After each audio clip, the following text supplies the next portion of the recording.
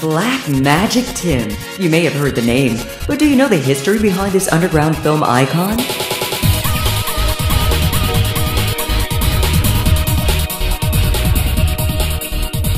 About to get this party started. It all started with music videos. 16mm Bolex. There were very few film shooters in the area, and there was no such thing as video except for VHS. So after I did the video, and videos just kept rolling in. The top notch rocker of hip hop just got you. When the greedy fool wants to have it all. He's been instrumental in the success of many productions, starting his own film company while still in film school in the mid-90s. The DC-based film company originally focused on producing music videos for a variety of artists. Black Magic Cinema Works was the name of our company. It was 4 of us. And we were known as, pioneers in everything we did, as far as action to sci-fi. So as our name grew, I would call places and people would be like, who is this? And I'd say, it's Tim, calling about shooting your film. And they'd say, Tim who? And I'd say, Tim, from Black Magic Film Works. And they'd go, oh, Black Magic Tim. Because I'm a magician, I'm a visual artist. I create illusions on screen. Tim quickly moved on to working on nationally recognized videos like DC's own Rugged and New York's Akinyele.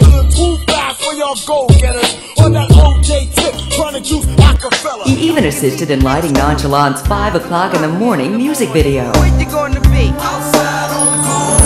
But Tim had a side passion, making action sci-fi films. The award-winning film garnered the attention of the world-renowned Pettis brothers. We had a meeting with Ted Pettis and world-renowned crime novelist George Pelecanos because they saw our film and they loved it. They regarded us as the next Coen brothers, and they wanted to turn our short film into a feature. Max Ryder is plunged into a world of violence and mayhem in his attempt to deliver a package. But we turned down the deal because we didn't think the 6-figure budget that they were going to give us was going to be adequate to do the type of film that we wanted to do.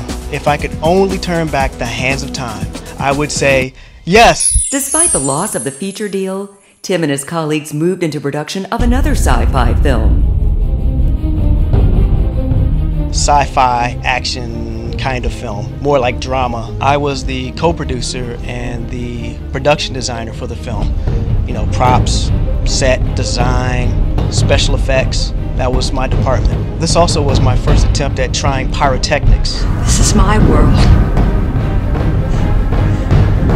I brought it up. It was more drama-based and just didn't have the same action and punch as Apple Crumb Panic did. Tim later moved on to try his hand at electronic press kits, a staple for music artists to get first recognition. Naughty by Nature's Icons EPK and R&B superstar Tank were some of the first, as well as DC's own Kimberly Scott. In 2001, Tim embarked on a new endeavor. It was called The Adventures of Dennis the Menace, South Beach.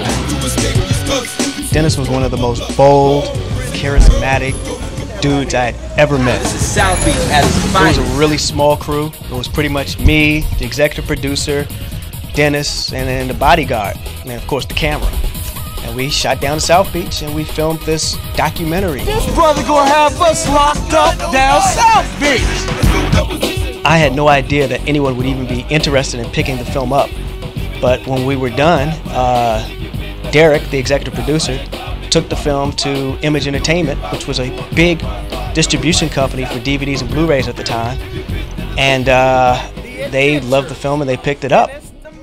But then, disaster struck. It was a day I'll never forget. I had talked to Derek, and he had said that the paperwork was done. It was a wrap. They were going to sign the contract the next day, which would have locked the film in for a distribution deal, and we would have recouped, a lot of money. And the next day, he was dead. Contracts never got finally signed, and the deal just sat on the shelf, and that's where it's been ever since. These streets is where I'm from, just in case I niggas missed it. Always into that slick shit, representing the district. Yeah, that music video was huge. It was a huge project. I mean, we're talking Morgan Freeman, Steph Lover, Queen Pen, variety of other characters. It was great from that perspective. Once again, the dream turned into a nightmare. Let's see, fights, guns, tens of thousands of dollars in suitcases. I can't say that it was one of my favorite projects. In fact, it even made me really realize that I'd still want to do music videos because it's chaos. Drama? But it got done. Tim then embarked into a new emerging market called digital video. I did a bunch of DV music videos, but the quality of DV just wasn't there, and neither were the budgets. There was still lighting issues. You still had to light it right. You couldn't bring all these high-powered lights like you did for film production. You had to minimize the lights. You had to rethink how you light things, and certain things were more acceptable in lighting. You know, like flicker rates. You know, you didn't have the same problems as you had with film. So it made production a lot simpler and a lot cheaper. But it also brought down the production quality. I did commercials, I did EPKs, I did films, but you know, just wasn't the same environment. You know, I really missed film because film was just a level of professionalism that, you know, can't be matched.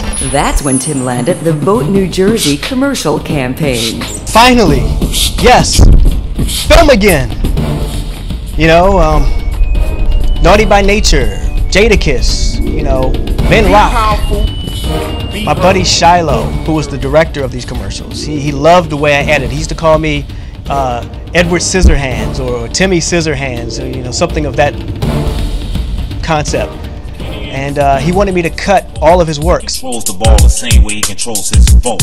I've seen him stepping back and sizing up the candidates, and then BAM! He shakes and bakes while cutting through those who aren't qualified to hold such positions and titles. And what happens next? Yes! When I turned around and edited these commercials, these Vote New Jersey commercials for him, that turned into something great because the one Vote commercial with Kenny Anderson ended up being nominated for an Emmy. And after that, Tim started getting demands for other commercials.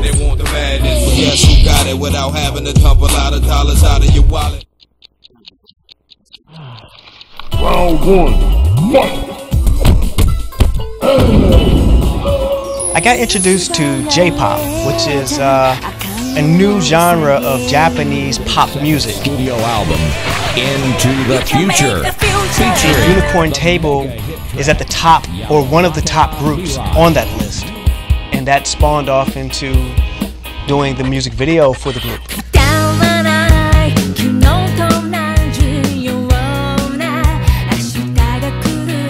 Music videos just weren't fun anymore. I mean, the budgets weren't there to be creative. You got the big cats doing the super high, you know, $500,000 videos, and you got the people doing $2,000, $3,000 videos, and the creativity's lost because it's what can you do really for $2,000? Because you have no props, you have no sets you can really buy, you can't hire real people. So, you know, low budget music videos just wasn't my thing. I had to get out of it. I wanted to get back into bigger things. So what was I going to do? Later that year, Tim did 2 workout DVDs, with one garnering a lot of attention. These are just some of the workout DVDs that we did that, you know, did pretty well. And Steve Hayes' DVD really did really well and propelled his career as a fitness instructor. But I was starting to get the bug again, the creative bug, the make a movie bug. You know, the don't spend your own money to make your own movie type bug. And I tried to think of a way I could do it as cheaply as possible with all the equipment I had, because I had amassed so much equipment from all the films and videos. I said, how can I take HD? How can I take green screen? How can I take the props and the skills and animation that I have and create a film that I could do in-house, you know, with a meager budget? Then it hit me. Vector 2033. My name is Lex Vector. The rumors are true. This party started. The elites are just... Nollywood. That's where I was headed to next. Never heard of Nollywood. It was all new to me. Like everyone else, when I say to an American audience, have you heard of Nollywood? People are like, what? It needed some reform. Kobe felt that I could come in and create something that would look visually appealing to a more wide audience. But at the time, it was going through a renaissance. There were other filmmakers who also had the same thought and were doing the same thing, who were talented and more so talented. So it was being at the right place at the right time. I got introduced to Chima Movie Empire, and the first Nollywood film we did was Busted Life. Where is my money? What's going on, my brother? You see, you got screwed. And after Busted Life, there was Paparazzi Eye in the Dark. Get a taste of what's shaping African cinema. The film later went on to be nominated and won several awards Changing the whole look of Nollywood movies. across the globe. A photo of the one secret crime scene. This summer, Red Epic, Red Scarlet. These are some of the camera systems that are the next wave to produce low-budget films with high quality. I'm looking to do sci-fi action films. I'm looking to do action films.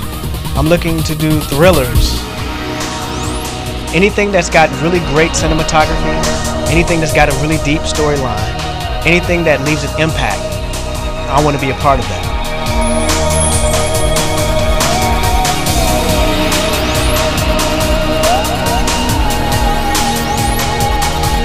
We can pay other people to play these roles that keep you in cold suits.